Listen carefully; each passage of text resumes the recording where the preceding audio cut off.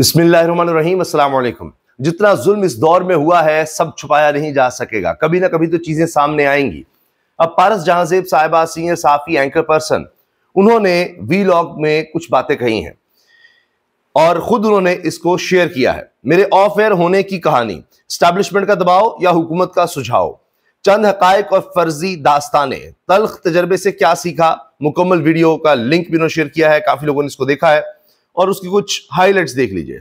कभी-कभी यूं भी होता है कि हम खबर देते खुद खबर बन जाते हैं। मैंने सुनो चैनल क्यों छोड़ा, ये वो सवाल है जिसका जवाब शायद आप भी जानना चाहते होंगे। कुछ हकायक बताए गए, कुछ फर्जी कहानियां सुनाई गई, कई लोग एक्सपोज। जब कोई एंकर या सहाफी ऑफियर होता है ना, एक ही तरफ इशारा किया जाता है। एस्टैब्लिशमेंट को ये जरूर देखना कोशिश की जाती है ना, वो पारस आप लोगों के सामने रख देती है। सच बर्दाश्त से बाहर हो गया। मुझे चैनल अच्छा, इसमें वो बता रही हैं कि जी कुछ इशारे एस्टैब्लिशमेंट की तरफ की जाते हैं, लेकिन आखिर में वो इशारा भी दे रही हैं कि मैंने ये जो इश्तिहारबाजी थी, जो 60 से सबको इश्तिहार थे, इस पर प्रोग्राम किया छुपाने की कोशिश की जाती है ना, वो पारस आप लोगों के सामने रख देती है। सच बर्दाश्त से बाहर हो गया। मुझे चैनल की तरफ से ये भी बताया गया कि हमें ये कहा जा रहा है कि फाइनेंशियल क्राइसिस का बहाना बनाकर इन्हें ऑफर कर दो, और इसी तरह की जब सूरत हाल बनती है, चैनल के कहा गया कि फाइनेंशियल क्राइसिस का बहाना बनाकर इनको ऑफर कर दो। किस तरह खेल रहा है हुकूमत को। पारस से मसला ये है कि वो हुकूमती कारकर्दगी जो 60 सफात के इशारात के नीचे छुपाने की कोशिश की जाती है ना, वो पारस आप लोगों के सामने रख देती है। सच बर्दाश्त से बाहर हो गया। मुझे चैनल की तरफ से ये भी बताया गया कि हमें ये कहा जा रहा है अपनी औकात भूल जाते हैं। फिर ये हमें बताते हैं कि सहाफत क्या होती है, और फिर ये तवक्को करते हैं कि इनके आगे बढ़ा जाए और जी हुजूरी की जाए, खुशामद की जाए। सबसे बढ़कर आप सबका शुक्रिया कि आपने मेरा साथ दिया। सोशल मीडिया पे भरपूर तरीके से आवाज उठाई और सपोर्ट किया। अल्हम्दुलिल्लाह। ना मैंने पहले कभी किसी की खुशामद की है, ना किसी से लिफाफा लिया है, और ना ही आइंदा ऐसा होगा इंशाअल्लाह। नहीं जी, बहुत से सवालात होते हैं, उन्होंने हुकूमत या एस्टैब्लिशमेंट और सब एक तरफ इशारा करते हैं, कोई किसी तरफ इशारा करता है। फिर वो कह रही जी मैनेजमेंट को कहा गया कि बहाना बनाए फाइनेंशियल क्राइसिस का और निकाल दें। हबीब अकरम साहब और उनकी पूरी टीम को भी निकाल दिया गया। ये तो एक कहानी है, मगर दूसरी तरफ क्या चीजें हैं जो हुकूमत चाहती है कि उनके हक में हो जाएं और वो नहीं हो रही। अब ये शमशाद अहमद खान साहब है, साबिक सेक्रेटरी खारजा, ये बैनुल-अक़वामी अमूर को बड़ी अच्छी तरह समझते हैं। इन्होंने कहा है ट्रंप आज इमरान खान की पॉलिसी पर अमल कर रहा है और ट्रंप ने ये पॉलिसी इमरान खान से सीखी कि खुद को जंगों से अलहदा करो। ट्रंप ने इमरान खान से दरखास्त की थी कि वो अमेरिका को अफगानिस्तान से निकलने में मदद करेगा, और फिर अमेरिका यहां से गया। पाकिस्तान ने ट्रंप के कहने पर अफगानिस्तान में अमन लाने की कोशिश की थी। प्रेसिडेंट ट्रंप ने अपनी पहली टर्म में इमरान खान को कहा था कि भी तुम हमारी मदद करो अफगानिस्तान से निकलने के लिए, और ये इमरान खान की अपनी पॉलिसी ये थी, वो जंगे अपने आप को निकालना चाहता था। उसकी पॉलिसी ये थी कि हमने कोई जंग नहीं लड़ी, और यही पॉलिसी आज इमरान से सीख कर डोनाल्ड ट्रंप ने अप्लाई किया है। उसने बुनियादी तौर पर ट्रंप ऐसा जंगों से निकलना चाहता है कि वो ईरान को भी बड़े अच्छे तरीके से खत लिख रहा है कि हम तो आपके साथ अच्छा चलना चाहते हैं, पाबंदियां खत्म करें, कोई ऐसा मुआहिदा कर लेते हैं।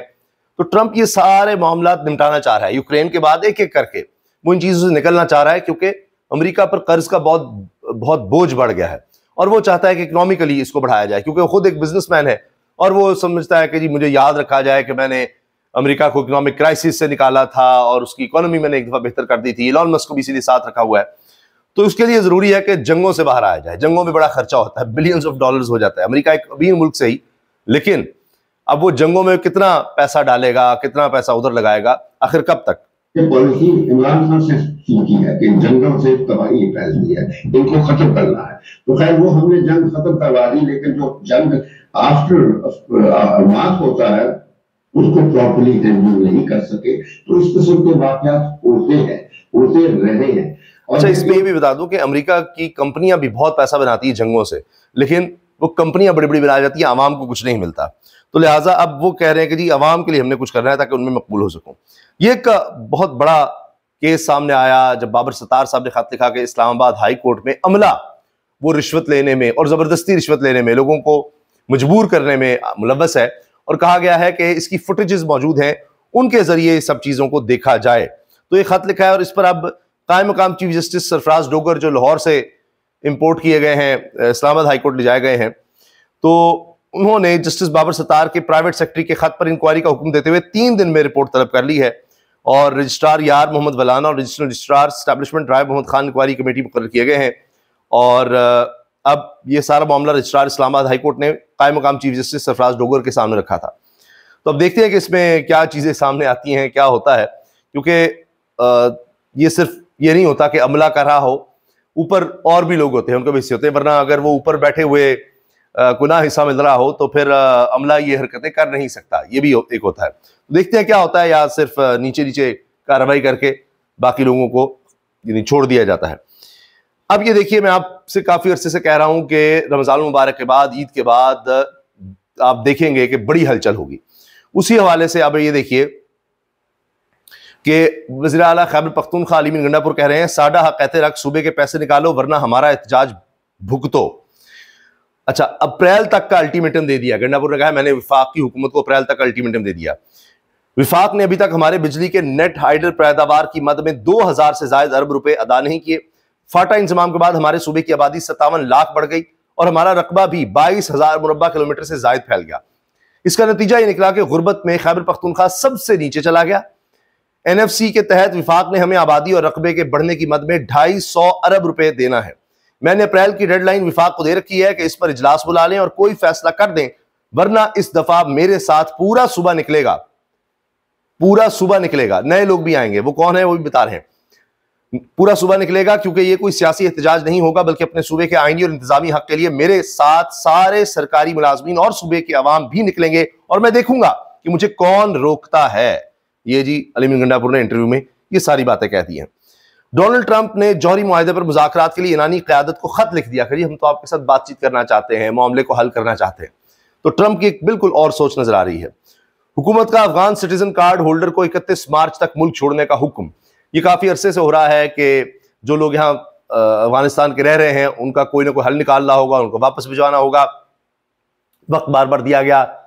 फिर अब अमेरिका की तरफ से खबरें आ रही हैं कि जिन अफगानियों का इनखला हुआ था, जो अमेरिकी इंतजामिया के लिए या अमेरिकी फौज और जो भी लोग थे उनके लिए काम करते थे, उनको खतरात थे तालिबान से, वो पाकिस्तान आ गए थे। अभी भी कई पाकिस्तान में हैं जो अफगानिस्तान में हैं, उनके लिए भी अफगानिस्तान से पाकिस्तान आकर आगे अमेरिका जा चुके हैं, उनके लिए भी मसला बन गया है कि उनको भी ना वापस भेज दिया जाए। तो एक बड़ा क्राइसिस बढ़ रहा है। IMF से कर्ज की अगली किस्त के लिए तकनीकी सतह पर मुज़ाकरात मुकम्मल हो गए हैं। देखते हैं इसमें अब आगे क्या चीज आती है। इमरान रियाज ने खबर दी है जी, ओवरसीज पाकिस्तानियों ने मुझे बताया है कि जो विल्सन ने पाकिस्तानियों को बताया है कि मैं जो कर रहा हूं अकेला नहीं कर रहा, और 2 करारदादें पेश की जाएंगी, जिनमें से जो विल्सन की करारदाद तैयार है जबकि बाइंडिंग करारदाद पर काम जारी है। इमरान रियाज ने खबर दी है।